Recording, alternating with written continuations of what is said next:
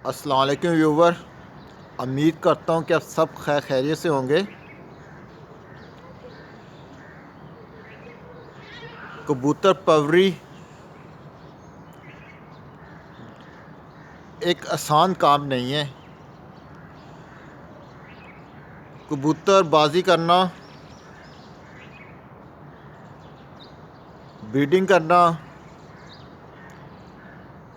दोनों के लिए आपको परिंदे की समझ होनी चाहिए। और एक मैंने छोटी सी कोशिश की है कि कबूतर के बारे में जितनी इन्फॉर्मेशन है उसको ऑन एयर करूं और तमाम शौकीन हजरात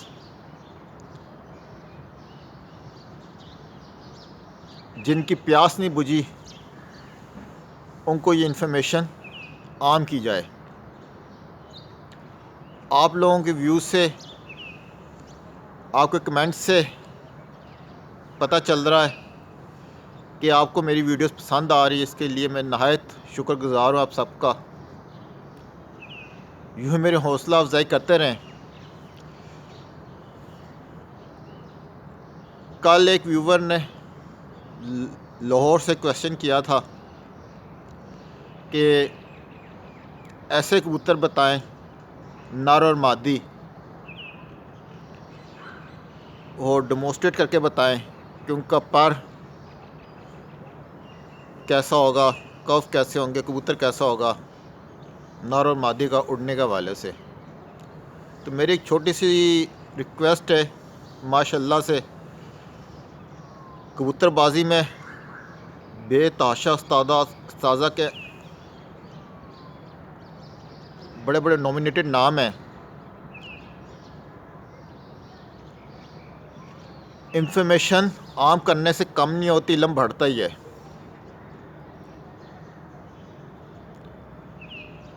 तो इंफॉर्मेशन दें, एक नया बंदे को सीखने की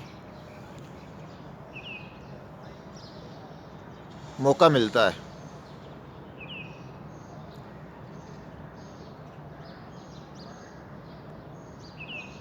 और आपस में प्यार मोहब्बत बांटे, ना कि नफ़रतें। शौक़ को शौक़ की हद तक करना चाहिए, ना कि ज़िदबाज़ी। और शौक़ का लेवल होना चाहिए, ना कि जुआबाजी। बेताशा पैसों की आवाज़ करा दी जाती है। अब उसमें क्या होगा, जो सरमायादार होगा, और ये कबूतरबाजी है ही पैसे की है। हर चीज़ देखा जाए आजकल कोई चीज़ इतनी सस्ती है नहीं है। तो इसलिए सरमायादार जो है वो तो किसी नए शकीन को करीब नहीं लगने देगा। और एक इजारादारी बनाई हुई है सरमायादार ने। जिधर भी हों आप देख लें, इंटरनेशनली देख लें, लोकल देख लें, जिस सतह पे देख लें, उनकी एक सेब बनी हुई है।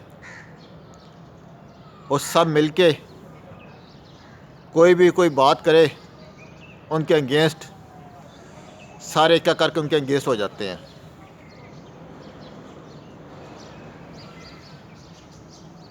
तनकीद अच्छी चीज़ है, तनकीद से बंदा सीखता, अपनी इस्लाह करता है। लेकिन ये है कि अगर बात अच्छी लगे तो उसे एक्नॉलेज करना चाहिए।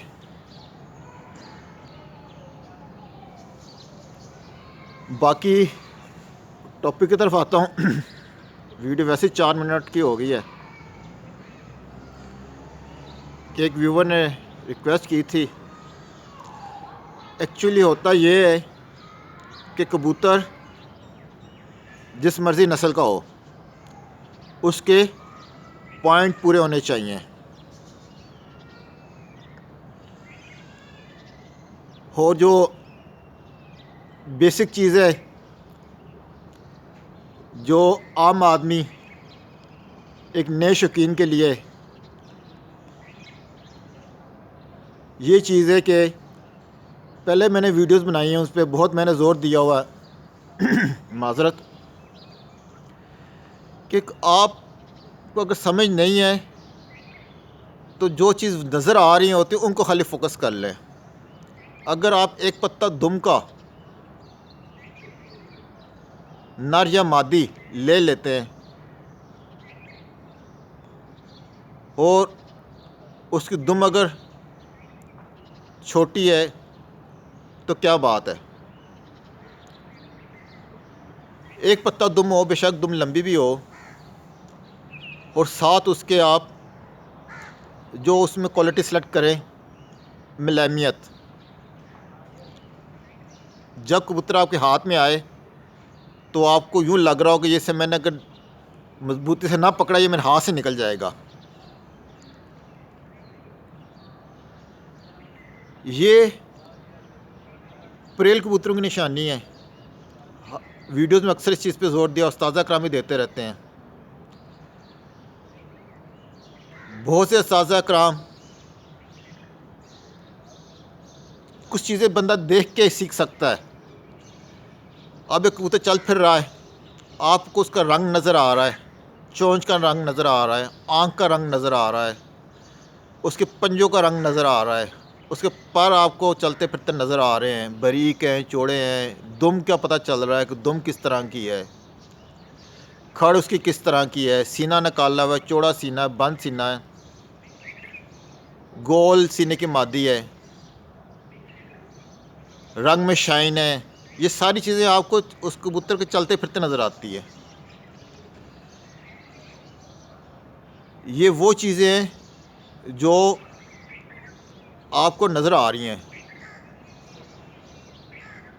लेकिन कबूतर जब तक आप में हाथ में नहीं आएगा आप हतमी फ़ैसला नहीं कर सकते। जब कबूतर आपके हाथ में आएगा तो जब उसके आपके अपने हाथ में उस कबूतर को रखेंगे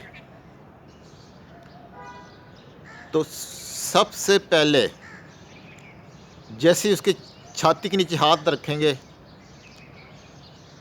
कबूतर हाथ में आती है, आपको एक चीज़ का अंदाज़ा हो जाएगा कबूतर मुलायम है या नहीं है, पकड़ते सार ही पता चल जाएगा।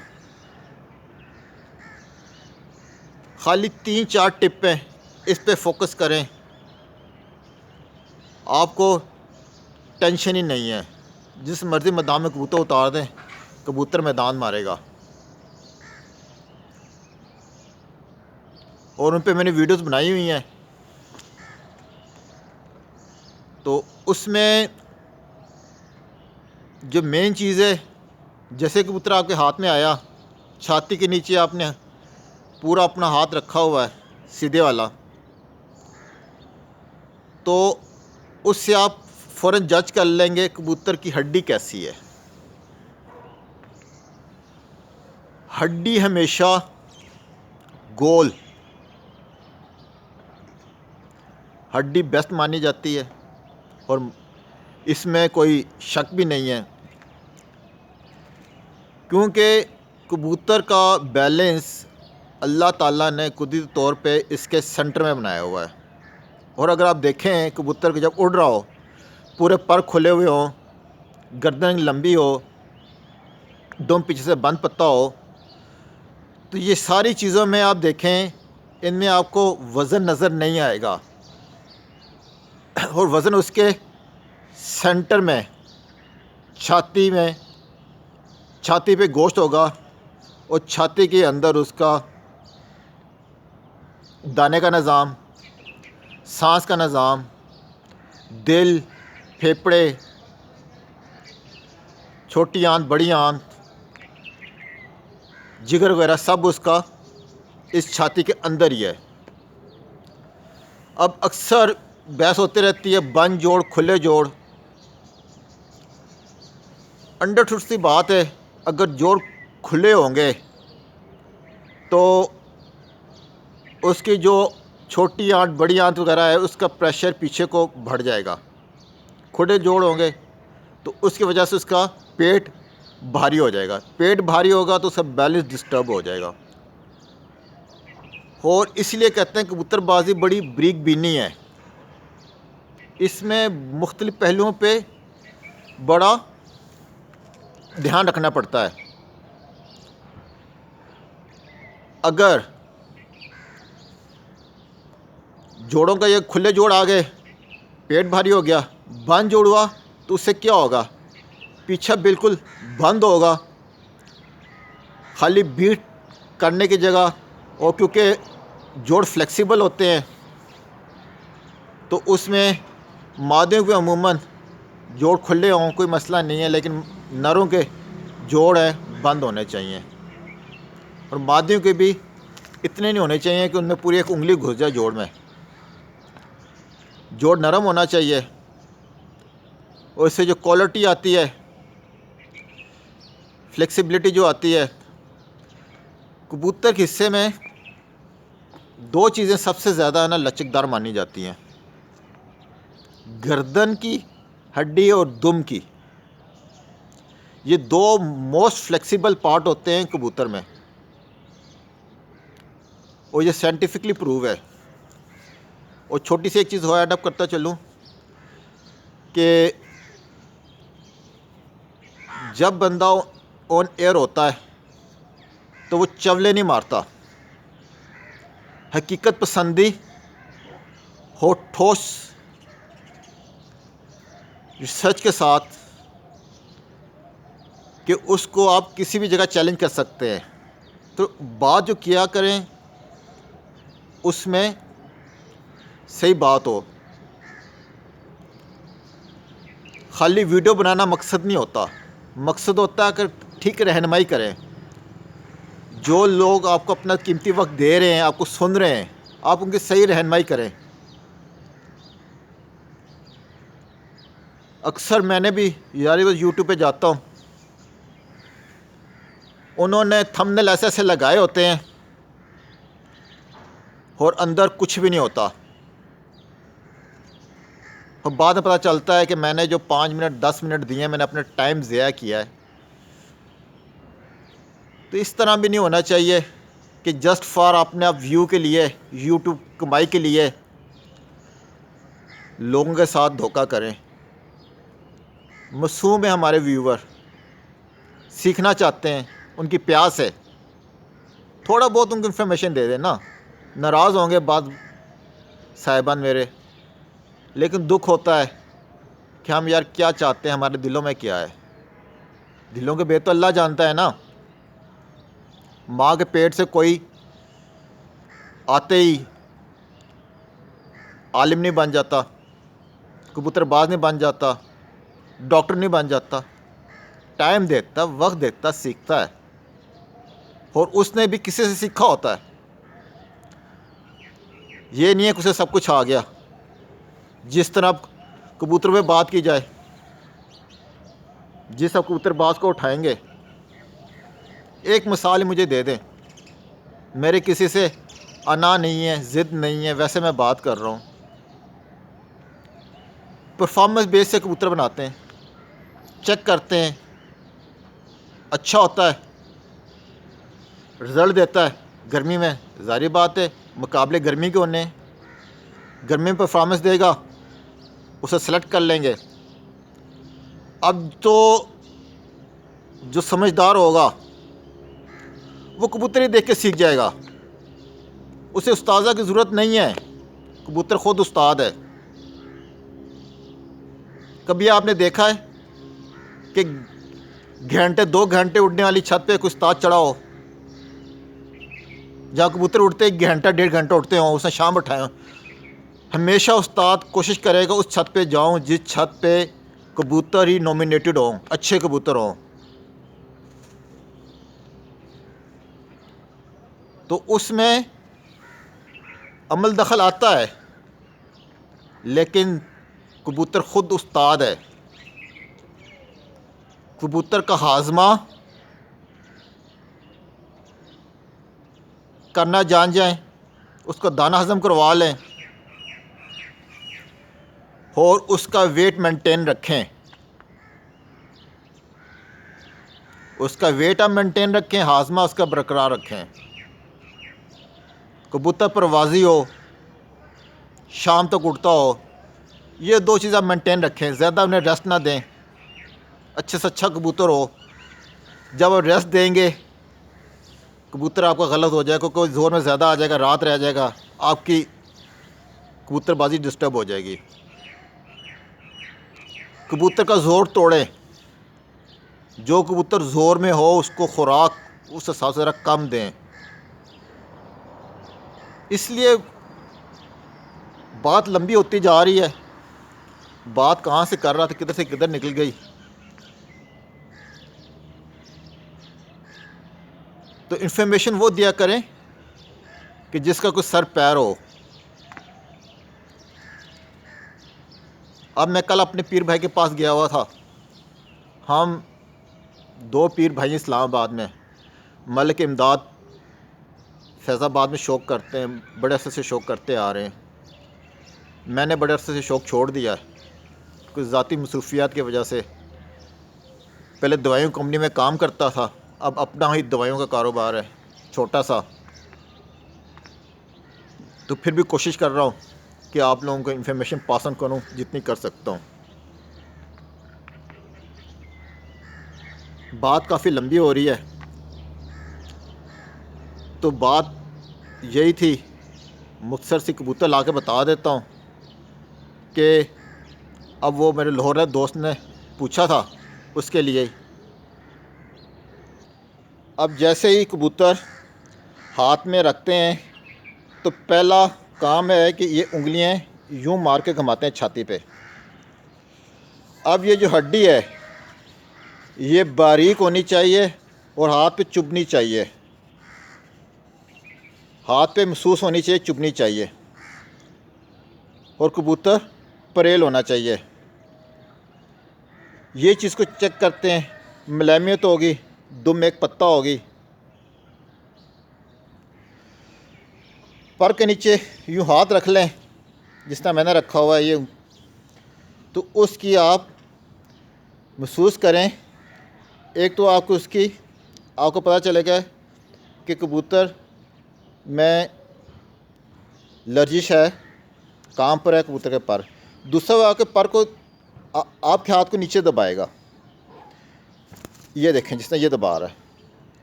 ये क्वालिटी जो है परवाज़ी कबूतर की निशानी है। बहुत ज़ोर में कबूतर निशानी है, बड़ी पिक होती है, बड़ी जल्दी आसमान बंद होते हैं। ये कलियों में बच्चों में भी पता चल जाएगी, बड़े कबूतरों में पता चल जाएगी। ये आप 2-3 चीज़ें देख के अच्छे कबूतर आराम से बना सकते हैं। हाथ मार रहे हैं, ये मेरी उंगली देख रहे हैं छोटी वाली, ये हाथ मारा आपने, छाती से मारना शुरू किया। अब ये उंगली जो नहीं है, हड्डी का यहाँ से हड्डी स्टार्ट हो रही है, वहाँ उंगली को ये आपकी ये उंगली रुकनी चाहिए, उसको ये रोकना चाहिए। ये आपको बताता हूँ मैं। ये यूँ हाथ मार रहे हैं ना, ये देखें मैं हाथ मार रहा हूँ मुलायमियत देखने के लिए, हड्डी की शेप देखने के लिए। और साथ ये मेरी उंगली ये आ रही है, ये वाली उंगली जो है, इसको हड्डी जो है इस उंगली को रोकना चाहिए। अच्छे कबूतर की निशानी है। इसको मैं आपको डेमोस्ट्रेट करके बताता हूँ। ये हड्डी की ये शेप जानने के लिए ये उंगली यहाँ अटकेगी। ये शेप जानने के लिए हम उस हड्डी की ये शेप है या नहीं है, तो इसके लिए हम इस तरह हाथ मारते हैं। ये उंगली यहाँ, छोटी उंगली अटकनी चाहिए। अच्छे कबूतर की निशानी है। जोड़ ये जो जितने भी है ना, मेरा दोस्त कह रहा था कि यार क्या जुल्म करते हो। एक्चुअली होता ये है कि किसी दोस्त के पास कबूतर वगैरह मर जाएं, वो ला के मैं उनके स्केल्टन बना लेता हूँ कि बच्चा हो जाए, आगे पीछे जो भी हो तो उनकी चीज़ें काम आ जाती हैं। तो जोड़ जो हैं ये देखिए खुले जोड़ हैं ये। अब इसको मैं दबा के, जो जोड़ की एक्चुअल पोजीशन होती है वो ये होती है। ये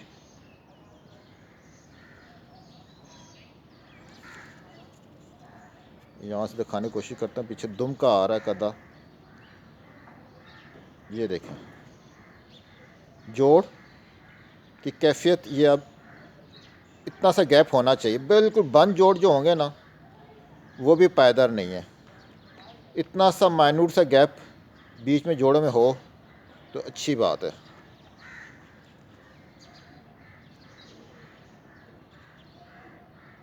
ये देखें जोड़, ये हल्के से ऊपर को उठे हुए, नुकीले और चुभने चाहिए। मादी में इतना एक्सेप्टेबल है, नरों में ये होना चाहिए। और दुम में एक पत्ता,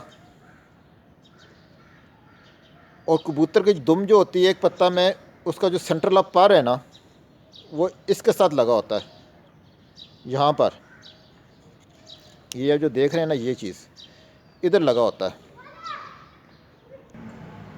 अब सेंट्रल वाला पर जो है वो कबूतर के दुम पे इस जगह होता है, इसके साथ बिल्कुल। अब ये जो पर जो है, ये सेंट्रल ऑफ पर ही जो है कबूतर के मुड़ने में, दाएं बाएं मुड़ने में उसे हेल्प करता है। मूवमेंट सारी यहाँ से कंट्रोल होती है। अब हल्का सा ये पर की शेप यूँ करेगा, ये करेगा तो कबूतर जो है सीधी तरफ मुड़ेगा, इस तरफ करेगा तो उल्टी तरफ मुड़ेगा। सेंटर से सारे का सारा कंट्रोल सेंटर के पर ने करना होता है, इसलिए सेंटर के पर की ज़्यादा अहमियत है दुम के परों में। और एक पत्ता दुम में भी सेंटर का पर ऊपर होता है। हम परों की गिनती दुम की 12 करते हैं, लेकिन एक्चुअली ये बाहर से काउंट होते हैं दोनों साइडों से, 1 2 3 4 5 6, और अंदर भी आके 1 2 3 4 5 6।